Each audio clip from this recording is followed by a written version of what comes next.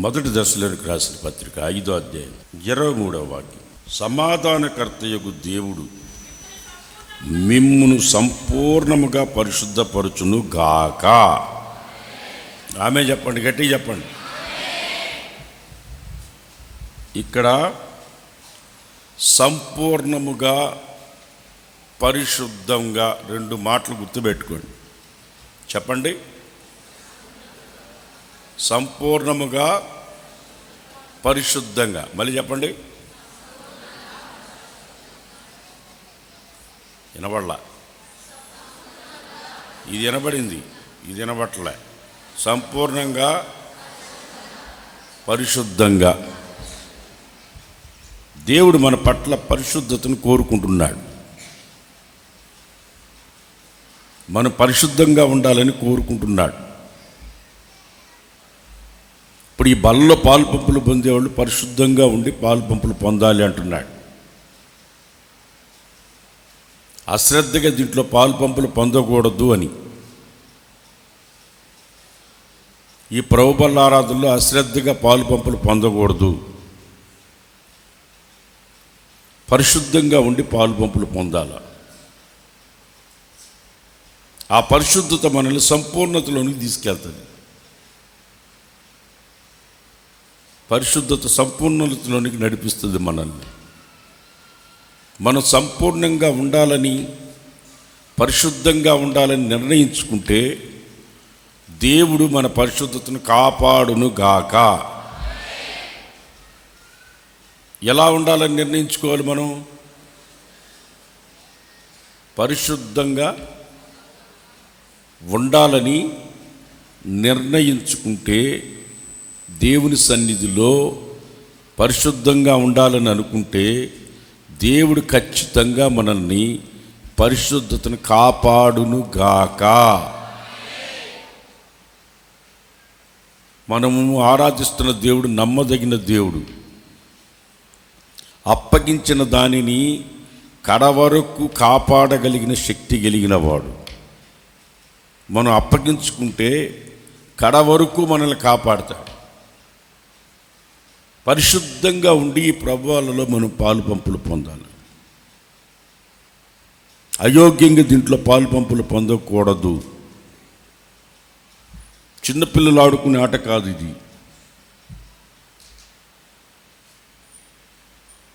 ఇది తిని తాగువాడు నిత్య జీవం గలవాడు అన్నాడు.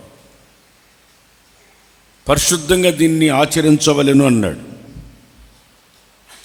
పరిశుద్ధంగా దీన్ని ఆచరించవలెను అన్నాడు. దీనిలోనికి మనం పరిశుద్ధ ప్రభువులలో పాలు పంపులు పొందాలంటే మనల్ని మనం పరిశుద్ధపరచుకోవాలి. మనల్ని మనం పరిశుద్ధపరచుకోవాలి. ఆ రాతి బాణలను పరిశుద్ధపరిచినట్లు ఆ రాతి బాణలు నీళ్లు పోస్తే మధురంగా మారలా, ఆ విధంగా మనము కూడా పరిశుద్ధపరుచుకోవాలి. పరిశుద్ధపరుచుకుంటే నిత్యంగా ప్రభువుల్లో పాలు పంపులు పొందగలము. పరిశుద్ధంగా ఉండాలనుకున్న వాళ్ళందరూ మనము వాక్యములో మనం చూస్తే హెబ్రీ పత్రిక 13వ అధ్యాయం 12వ వచనంలో, హెబ్రీ పత్రిక 13వ అధ్యాయం 12వ వచనంలో, కావున యేసు కూడా స్వరక్తము చేత పరిశుద్ధపరచుటకై గవిని వెలుపల శ్రమనుందెను. రక్తము చేత మనం పరిశుద్ధపరచుకోవాలి. ఈ ప్రభు బలలో పాలు పంపులు పొందే మనము యేసయ్య రక్తం మన కొరకు చిందించాడు. కోడిల యొక్కయు పొట్టేళ్ల యొక్కయు ఎడ్ల యొక్కయు రక్తం మనిషిని పరిశుద్ధపరచలేవు గనుక పవిత్రమైన రక్తం, అమూల్యమైన రక్తం, నిష్కళంకమైన రక్తం, పాపం చేయనివాడు, పాపుల్లో చేరనివాడు, నిష్కళంకుడు, పవిత్రుడు, పరిశుద్ధుడు ప్రభువైన యేసుక్రీస్తు ఆయనే. ఆయన రక్తాన్ని మన కొరకు చిందించాడు గనుక గవిని వెలుపల ఆయన ఎందుకు శ్రమ పడ్డాడంటే మనము పరిశుద్ధపరచబడాలని ఆయన రక్తాన్ని చిందించాడు. మనం ఆయన రక్తముతో పరిశుద్ధపరచుకోవాలి. ప్రభా నీ రక్తముతో నన్ను కడుగయ్యా అని నువ్వు అడిగితే నిశ్చయముగా ఆయన రక్తముతో నిన్ను పరిశుద్ధపరచునుగాక. ఆమేన్. ఆయన రక్తముతో మనల్ని పరిశుద్ధపరిచి పవిత్రపరిచి ఆయన మనల్ని పరిశుద్ధంగా ఉండేందుకు కొరకు రక్తము పరిశుద్ధపరుస్తుంది. యేసయ్య రక్తం మనల్ని పరిశుద్ధునిగా చేసి ఆయన ఎదుట మనల్ని నిలబడుతుంది. పరిశుద్ధులుగా ఉండడానికి కొరకే రక్తాన్ని చిందించాడు. మనం పరిశుద్ధులుగా ఉండాలని ఆయన రక్తాన్ని చిందించాడు. ఎందుకంటే మనం పాపంలో పుట్టాం, పాపంలో పెరిగాం. మన తల్లి మనల్ని పాపంలో కన్నది. బైబిల్ చెప్తుంది అరికాలు మొదలుకొని తల వరకు పాపములోనే ఉన్నాను నేను అంటుంది. అరికాలు మొదలుకొని తల వరకు పాపంలోనే ఉన్నాను నేను అని కీర్తనకారుడు అంటున్నాడు. మన జీవితంలో పాపంలో ఉన్న మనల్ని పవిత్రపరచడానికి కొరకే పవిత్రమైన రక్తం, ప్రభువైన యేసుక్రీస్తు రక్తం నీ కొరకు నా కొరకు చిందించబడింది. ఎందుకంటే మనల్ని పరిశుద్ధపరిచే అందుకోసము. యేసు ప్రభు రక్తం మన ప్రతి పాపముల నుండి మనల్ని పవిత్రునిగా చేయును. చెప్పబడిన గట్టిగా, ప్రతి పాపం నుండి మనల్ని పరిశుద్ధులుగా చేయు. మనం పరిశుద్ధముగా ఉండాలి. అది యేసయ్య రక్తం ద్వారానే సాధ్యం. యేసయ్య రక్తం ద్వారా మనం పరిశుద్ధపరచబడతాము. నిశ్చయముగా యేసయ్య రక్తం ద్వారా మనం పరిశుద్ధపరచబడతాం. ఇంకొక మాటలో చెప్పాలంటే, ఇక్కడ తిమోతికి రాసిన మొదటి పత్రిక 4:5 ఇక్కడ ఇంకొక వాక్యం మనకు కనిపిస్తుంది. ఏమని? తిమోతికి రాసిన మొదటి పత్రిక 4:5 ఏలయనగా వాక్యము వలన ప్రార్థన వలన పవిత్రపరచబడతాము. ఇటు తలెత్తిన సైజు చూడండి. ఈ ప్రభువుల్లో పాల్పంపులు పొందే మనము ప్రార్థన జీవితం చాలా అవసరము. ప్రార్థన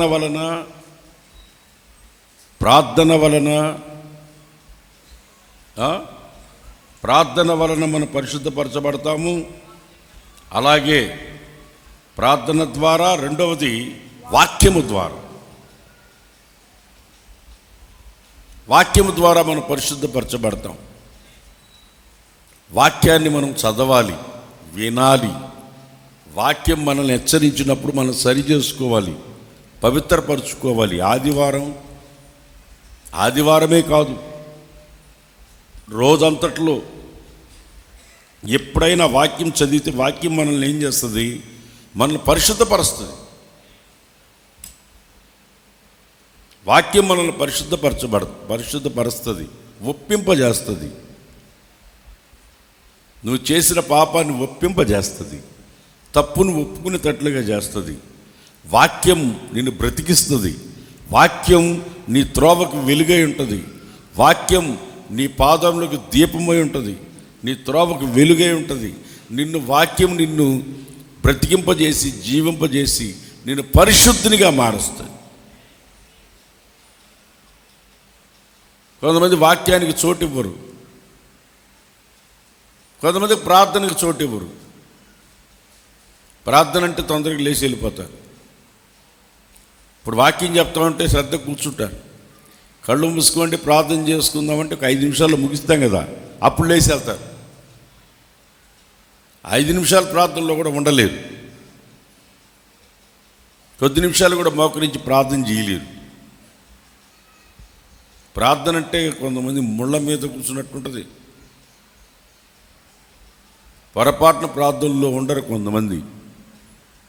ప్రార్థన జీవితం అనేది చాలా అవసరం. యేసు ప్రభు రాత్రి అంతా ప్రార్థన చేశాడు, పగలంతా సువార్త ప్రకటించాడు. రాత్రి అంతా ప్రార్థన చేశాడు, పగలంతా సువార్త ప్రకటించాడు. రాత్రి అంతా ప్రార్థనలో గడిపాడు, పగలంతా సువార్త ప్రకటించాడు. ఈరోజు చాలామంది జీవితాలలో అనవసరమైన సాతాను శోధనలు, కష్టాలు, శ్రమలు, నిందలు, అవమానాలు అన్నీ కొని తెచ్చుకునేది ఎందుకంటే ప్రార్థనా జీవితం లేక. ప్రార్థనా జీవితం లేక, వాక్యానికి శ్రద్ధ చూపించక, వాక్యాన్ని చదవక, వాక్యాన్ని వినక, వాక్యాన్ని చదవక. వాక్యం చదివితే మనకు మన జీవితంలో ఎక్కడ లేని నెమ్మదినిస్తుంది, మనల్ని ధైర్యపరుస్తుంది. వాక్యం మనల్ని నడిపిస్తుంది, బాధలలో నెమ్మదినిస్తుంది అని రాసింది బైబిల్లో. నీకు బాధలలో నెమ్మది కలగాలంటే వాక్యం చదవాలి. చాలామంది జీవితంలో వాక్యాన్ని చదవరు, ప్రార్థన చేయరు. చూడంగానే గుర్తుపట్టచ్చు వాళ్ళు ప్రార్థనా జీవితం వాళ్ళకి లేదు అని.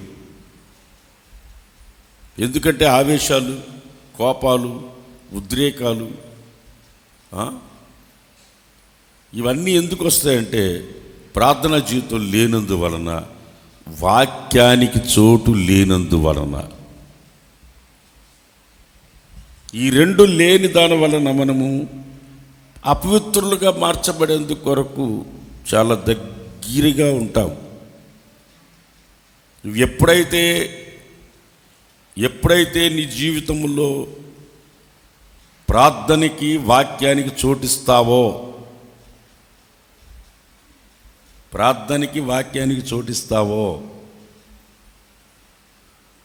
అప్పుడు ఖచ్చితంగా నువ్వు పరిశుద్ధపరచబడతావు. మనకి ఎంత మేలు, కూర్చొని చదువుకోవడానికి అవకాశం ఉంది, వినడానికి అవకాశం ఉంది, వాక్యం వినడానికి అవకాశం ఉంది, చదువుకోవడానికి అవకాశం ఉంది. కొన్ని ప్రాంతాల్లో, కొన్ని దేశాల్లో బైబిల్ పబ్లిక్గా పట్టుకునే దానికి వీలు లేదు. కొంతమంది బాత్రూంలో పోయి చదువుకొని బయటకు వచ్చేవాళ్ళు లేకపోలేదు. ఎంతోమంది సాక్ష్యాలు నేను విన్నాను. వాళ్ళ ఆఫీసులో కొంచెంపటి బాత్రూంలోకి వెళ్ళి కూర్చొని బైబిల్ చదువుకుని వచ్చిన వాళ్ళు చాలామంది ఉన్నారు. చదివితే ఒప్పుకోని ప్రాంతాలు ఉన్నాయి.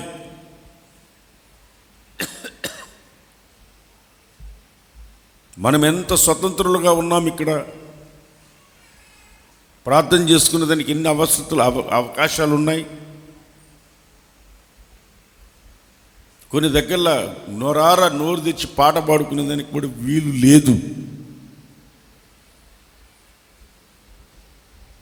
లేదు. కొన్ని ప్రాంతాలలో లేదు. మనకి ఎన్ని అవకాశాలు ఉండి, ఇంత వసతులు ఉన్నా సరే ప్రార్థనా జీవితంలో ఎన్ని ప్రార్థనలు జరుగుతున్నా ప్రార్థనలకు రారు. ఆదివారం ఎంతమంది వస్తారు చర్చికి? చాలామంది వస్తారు. ఉపవాస ప్రార్థన అంటే కొంతమంది వస్తారు. వాగ్దాన సందేశము 1వ తారీఖు అంటే చాలామంది తక్కువ వస్తారు. ఎందుకు వస్తారంటే వాళ్ళకి కొద్ది నిమిషాలు మోకరించి ప్రార్థన చేసుకుంటామంటే కుదరదు. ఏదో వచ్చి ఆదివారం వచ్చి వెళ్ళిపోవడం కోసం ప్రయత్నిస్తారు. కానీ ప్రార్థన ఉంది అంటే ప్రార్థనకి వచ్చేవాళ్ళు కొంతమంది మాత్రమే ఉంటారు. ఎప్పుడెప్పుడు అవకాశం దొరుకుతుందా ప్రార్థన? అసలు మందిరంలో ఎప్పుడెప్పుడు పాస్టర్ గారు ఎప్పుడు ప్రార్థన చేయి అంటారు, టక్కని ప్రార్థన ఎత్తుకుందామని కాసుకునే వాళ్ళు కొంతమంది ఉంటారు.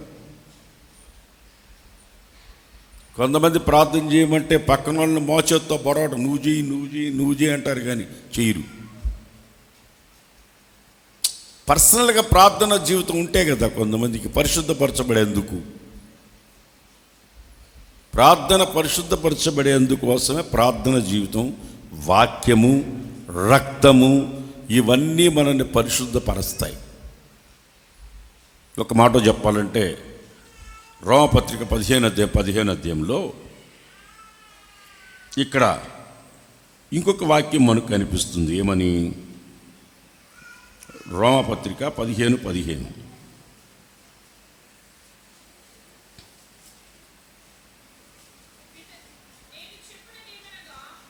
నేను చెప్పున్నదేమనగా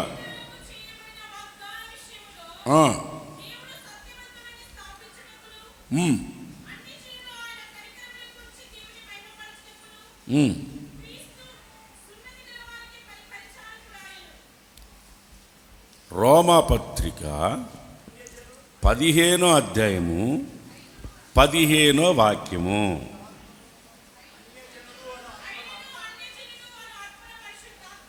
అన్యజనులు అనే అర్పణ పరిశుద్ధాత్మ ద్వారా పరిశుద్ధపరచబడతాది. ఇప్పుడు మనమంతా ఎవరమి? అన్యజనులు. దేవుని ప్రజలంటే ఇశ్రాయేలీలు అని. దేవుని ప్రజలు అంటే ఇశ్రాయేలీలు, చట్టం కలిగిన వారు. వారికి ఒక ధర్మశాస్త్రం ఉంది. చట్టము కలిగిన ప్రజలు ఇశ్రాయేలీలు.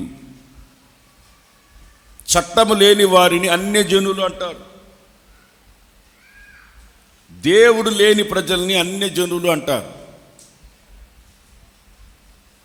చట్టము లేని ప్రజలు, దేవుడు లేని ప్రజలు, సృష్టికర్తను విడిచిపెట్టి సృష్టిని పూజించు వారిని అన్యజనులు అంటారు. మన పితరులు అన్యజనులుగా ఉన్నారు, ఖచ్చితంగా ఒప్పుకోవాల్సిందే అది. అందుకని బైబిల్ కూడా అది చెప్తుంది. అన్యజనులు అనే అర్పణ,